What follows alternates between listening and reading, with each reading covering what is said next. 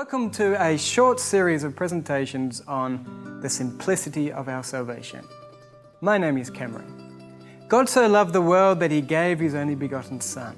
He sent Him into this world that we might be saved. However, everything that Jesus has done for us means nothing unless we need it. Jesus said that He comes not to call the righteous, but sinners to repentance. That it is those that are sick that need a physician. We are all sick. We are all infected by sin, yet we do not know it. Jesus Christ came to save us from something that very few of us are aware of. Many of us as Christians are like sailors on the sea. When times get tough, we cry out to God, but when it is easy going, we forget all about Him. We need to recognize our condition. If we will recognize our condition, then we will always have a sense of need.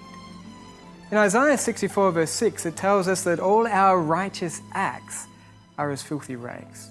That word, righteous acts, means that everything that we can do, because of the sin in our hearts, everything that we touch is polluted with sin. We cannot do the works ourselves. We must have a faith that will bring us another working. That's why in Romans 14 verse 23, it says, that which is not of faith is sin. There is a phrase that's often used, righteousness by faith. Let's think of that word as right doing by faith. Our faith must bring into our lives the doing which is acceptable to the law of God. In Isaiah 54 verse 17, God's promise is that our right doing is of Him. That He will work in us to will and to do of His good pleasure, as it says there in Philippians chapter 2 verse 13. Note verse 12. It says that we are to work out our own salvation with fear and trembling. That fear and trembling is that we ourselves will be found doing the works. It is God who is to work in us both to will and to do.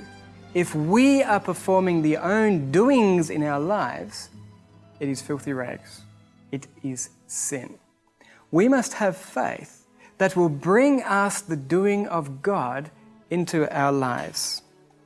In Romans 10 verse 3, it talks about the ignorance of God's right doing and how we go about to establish our own right doing, not submitting ourselves to the right doing of God.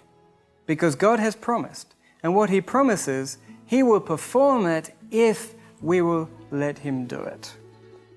However, He says in Philippians 4:19 that God will supply all our needs by Jesus Christ.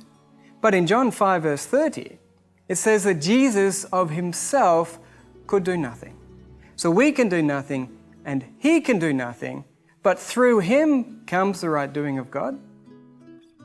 Let's have a look in our next time how this works. Thank you.